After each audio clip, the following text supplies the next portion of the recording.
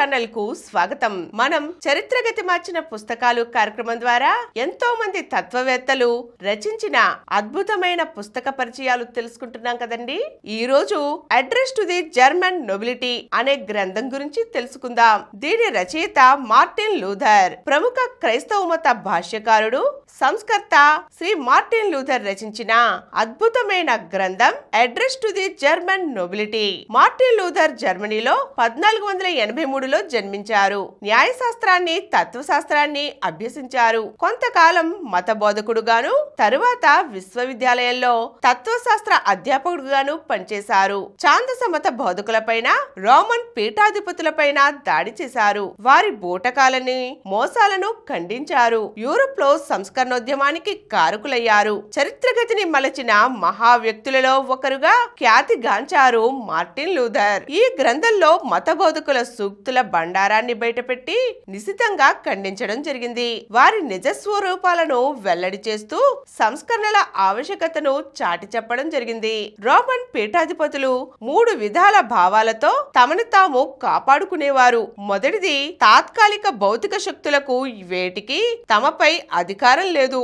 ఆధ్యాత్మిక శక్తులు భౌతిక శక్తుల కన్నా అతీతమైనవని. ఇక రెండవది, మత గ్రంథాల ఆధారంగా వారి చర్యలను ఖండించ పూనుకుంటే పవిత్ర గ్రంథాలకు భాష్యాలు చెప్పే అధికారం పోప్ కు మాత్రమే ఉందని. సభల్లో విషయాలు వివరంగా చర్చిద్దామంటే సభలను సమావేశపరిచే అధికారం పోప్ కు తప్ప మరెవ్వరికీ లేదంటారు. వీరి బోధనల మాయాజాలం నుండి బయటపడాలంటే ప్రజలకు దారి లేదు. అందుకే ఈ పై 3 విషయాల గురించి మార్టిన్ లూథర్ ఈ గ్రంథంలో ఇలా పేర్కొన్నారు. జీసస్ సూక్తులని నమ్ముతూ నిర్మలమైన జీవితం గడుపుతున్న ప్రతి వ్యక్తి ఆధ్యాత్మిక శక్తి సంపన్నుడే. అందువలన భౌతిక, ఆధ్యాత్మిక శక్తులంటూ విడదీయటం, మత బోధకులకు ప్రత్యేక శక్తులున్నాయని చెప్పటం అర్ధరహితం. పీఠాధిపతులు ధరిస్తున్న మరో కవచం, పవిత్ర గ్రంథాలకు భాష్యాలు చెప్పే అధికారం కేవలం తమకు మాత్రమే ఉన్నదని, ఆ భాష్యాలనే నమ్మి వాటి ఆధారంగా అందరూ నడుచుకోవాలని ప్రచారం చేయడం. ఇక మూడవది, సభలను సమావేశపరిచి జీసస్ సూక్తులను అనుగుణంగా ప్రవర్తించని వారికి వారు పీఠాధిపతులైనా శిక్షించవలసిందే. అయితే వారి ప్రవర్తన క్రైస్తవ నియమావళికి అనుగుణంగా ఉందో లేదో పరిశీలించి నిర్ణయించటానికి, అవసరమైతే గుర్తించటానికి సమావేశాలు జరగాలి. అయితే అధికారం మాత్రం పోప్కు తప్ప మరెవరికీ లేదంటారు. ఆయన సమావేశాలు జరపరు. సమావేశాలు జరిపితే ఈ క్రింది ప్రశ్నలు ఎవరైనా వేయవచ్చు. అవేమిటంటే, పీఠాధిపతులకు కోట్ల విలువలు చేసే ఎస్టేట్లు, భవనాలు ఎందుకు? భౌతిక సామ్రాజ్యాన్ని పాలించే ఏ చక్రవర్తికి కూడా లేనంత ఆడంబరాలు, విలాసాలు వీరికెందుకు? జీసస్ ఈ విధంగానే జీవించమని బోధించారా? టర్కీ వారితోనూ నాస్తికులతోనూ పోరాటానికి, తద్వారా క్రైస్తవ మతాన్ని కాపాడటానికి ఈ విధంగా సంపద పోగు చేస్తున్నామని బోధిస్తుంటారు. ఆ అధికారం వీరికి ఎవరిచ్చారు?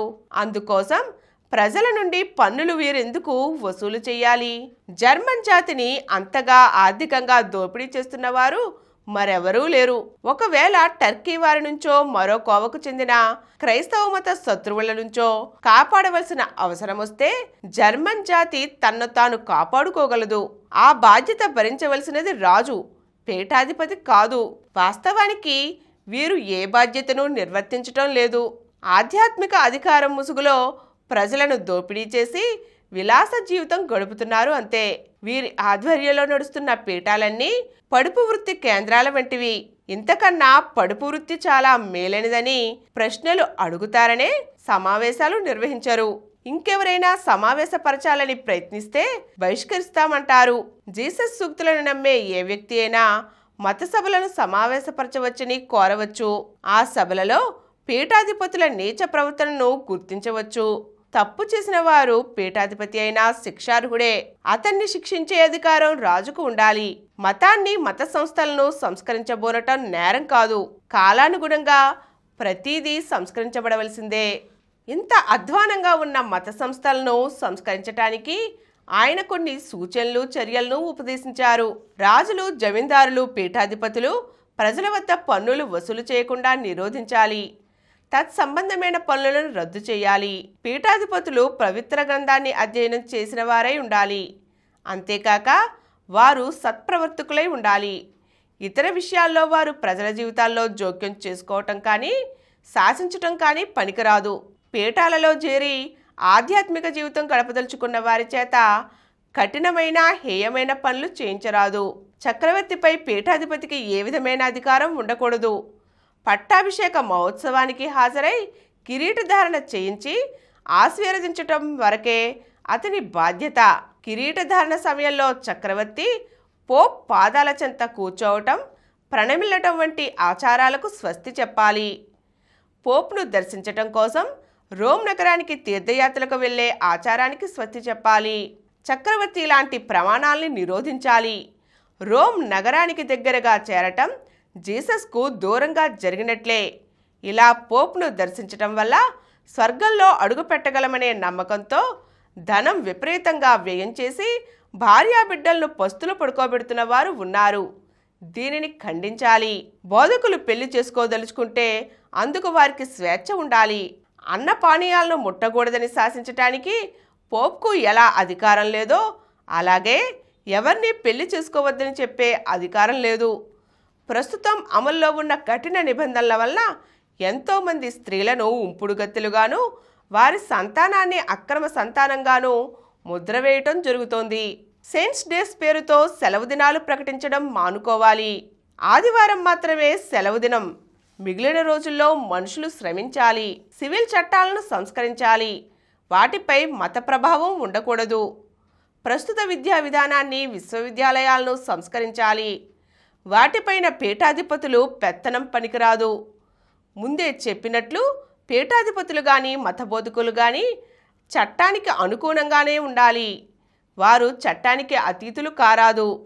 తప్పు చేసినప్పుడు వారిని శిక్షించాలి. మతాన్ని, మత సంస్థల్ని సంస్కరింపచూడటం, ప్రజల సాధారణ జీవితాల్లో పీఠాధిపతుల ప్రమేయం లేకుండా చేయ ప్రయత్నించటం ఈనాడు తేలికగా కనిపించవచ్చు. కానీ ఆనాడు లూథర్ ఎన్నో అవాంతరాలను ఎదుర్కోవలసి వచ్చింది.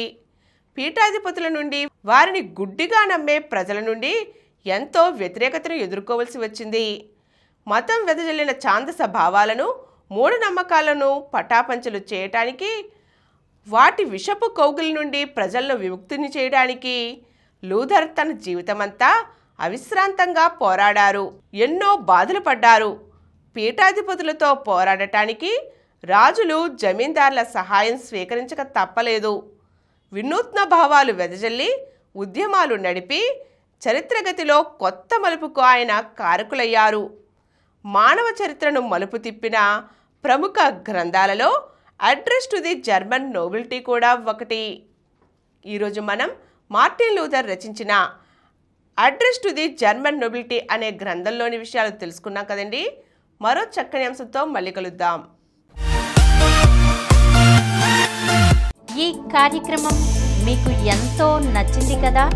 ఇటువంటి మరిన్ని వీడియోల కోసం అనతి కాలంలోనే 20 కోట్లకు పైగా వ్యూస్ సాధించిన సమరం ఛానల్ సమర్పించు సమరం ప్రగతి ఛానల్కు సబ్స్క్రైబ్ చేయండి, లైక్ చేయండి, మీ ఫ్రెండ్స్కి షేర్ చేయండి.